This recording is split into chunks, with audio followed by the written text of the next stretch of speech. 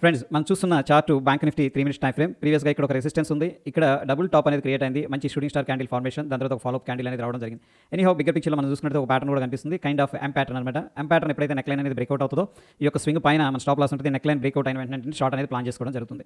అయితే ఫ్రెండ్స్ ఇదే చార్ట్‌లో అనదర్ టెక్నికల్ చార్ట్ ప్యాటర్న్ కూడా కనిపిస్తుంది. అబ్జర్వ్ చేస్తే ఇక్కడ 52,169 దగ్గర మల్టిపుల్ టైమ్స్ అనేది సపోర్ట్ తీసుకుంది. మనకి ఒక హెడ్ అండ్ షోల్డర్ ప్యాటర్న్ లాగా కనిపిస్తుంది చూడండి. ఇది వచ్చేసరికి మనకి లెఫ్ట్ సైడ్ షోల్డర్, ఇది వచ్చేసరికి రైట్ సైడ్ షోల్డర్, ఇది హెడ్ లాగా కనిపిస్తుంది.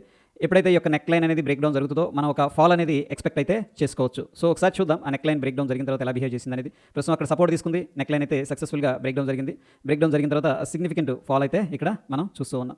సో ఇటువంటి ప్యాటర్న్స్ అనేది టెక్నికల్గా మార్కెట్లో రిపీట్ అవుతూ ఉంటాయి ఫ్రెండ్స్. వీటి మీద మనం ఒకవేళ ఎంట్రీ తీసుకున్నాం అనుకోండి, ఇక్కడ ఈ యొక్క స్వింగ్ పైన ఏంటంటే మనం స్టాప్ లాస్ అనేది మెయింటైన్ చేసుకోవచ్చు. మినిమం అట్లీస్ట్ 1:1.5, 1:2 అనేది ప్లాన్ చేసుకోవచ్చు. ఈ కేసులో అయితే 1:4, 5 దాకా రావడం అనేది జరిగింది. బట్ ఈ ప్యాటర్న్స్ అనేది రిపీట్ అవుతూ ఉంటాయి అనమాట. ఓకే, సో ఇటువంటి టెక్నికల్ అనాలిసిస్ అప్డేట్స్ కోసం మన ఛానల్ని తప్పకుండా సబ్స్క్రైబ్ చేసుకోండి. ధన్యవాదాలు.